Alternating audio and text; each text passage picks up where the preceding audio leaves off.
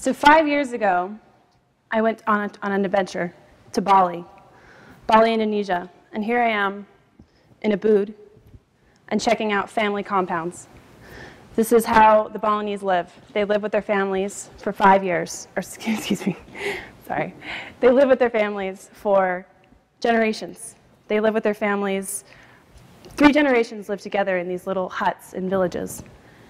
And what I realized when I was there is that I have a pang for something where I feel a bit lonely in my apartment in San Francisco, living alone, not with my family. And in that moment when I was there, I realized that this could be better. I could live differently, and we could all live differently. And maybe we don't need to live with our families. Maybe we can create a different family or a village even. So not so long ago, there were mom and pop shops and corner stores and the barber that knew everybody and knew everybody's business and their story. And that barber knew you too. And we all operated as sort of a sounding board where we were interconnected and we cared about each other. Today we have something a little bit different. We have some big box stores, uninspired apartment buildings, and corporate parks. I think we can do something different. So 50 years ago, our houses were half the footprint that they are now. They ballooned to be double the size. And in that time period, also, this number right here is 4 to 1. This is the amount of time that we spend at work versus socializing and communicating with our loved ones. 4 to 1. How crazy is that? So in the past few years, I've been adventuring in the sharing economy and experimenting with it. I'm trying to understand it, testing the limits of it, seeing what sharing my car, my home, my stuff, my skills, what that might feel like, how that might change me. And in that process, I wrote a book with a few friends titled It's a Shareable Life.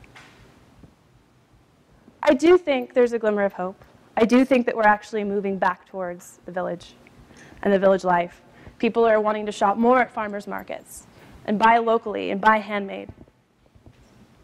This is my apartment, the one I talked about earlier. This is my bed, and you can see in the corner my big brown couch. I've had 50 guests stay with me over the years and stay with me within 20 feet of my bed. We'd go to bed together. And not together exactly, but but at the same time, with the same hours, we shut the lights out. You know, and what I noticed is that when I trusted somebody else, they trusted me. And this sense of home that we have and the way that we think about space is just, it could be thought about so differently. I have a couch, and that means that I have space for someone else when they come into the city or when they want to be connected and know more about what's going on. And yeah, what a tremendous, transformational experience. So what I learned from all of this is that experiences are so much more valuable than our things. And yet, we place so much of our emphasis on our things, on our stuff. What I learned was to focus on people, and research even backs this up. Experiences like travel and adventure and just being with one another is actually what makes us happy. So enter this vision and process of creating a tiny house village, kind of like what we heard about earlier happening in Oakland. This tiny house village is going to be set up to be 50 miles or so or less away from San Francisco, and will operate on these premises. And I think one of the most important ones is self-expression. Who would you be and what would you do if you didn't, every day, if you woke up in the morning and asked yourself, what do I want to do? What can I do? Instead of, oh, I have to go do this thing to pay for the house. So this is me in a tiny house. Being goofy, of course. And this is in Glen Ellen. So tiny house, for those of you that don't know what it is just a little structure, usually on wheels. It has a full kitchen, bathroom, places to hang out, cook, eat, do anything that you want to do, but it's less than 200 square feet typically.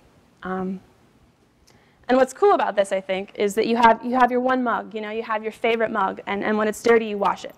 And when you want a new mug, you give it away. And there's really no place to hide. You kind of have to be with your loved ones or be close to them in this atmosphere, and you actually end up probably doing a lot more living outside. So this is cool.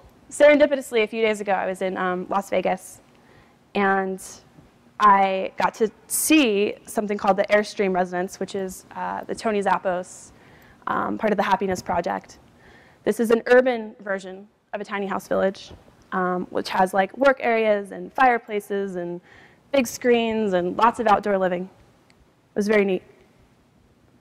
And this is us actually just yesterday, checking out land for the tiny house village and talking to some city officials. So I'd like to challenge you on a few things, and I think these are the most important things. And the first one is that you are independent. I think that that's a myth. I think the truth is that we're actually all very interdependent. Everything that you do affects someone else. And when you touch someone, whether that be the barber in your town or your neighborhood, or your neighbor nearby where you live, it affects everyone. It has a ripple effect. It has a cascade. And we all reflect and refract one another. The second is you need a big house. I don't think we all need big houses. And you can replace big with nice. You can replace big with the best location. You can replace it with whatever you want. But I think the reality is what we really need is shelter and people. We need each other. So I'd like to encourage you to think about the village life and village mentality and what it means to go back to the village.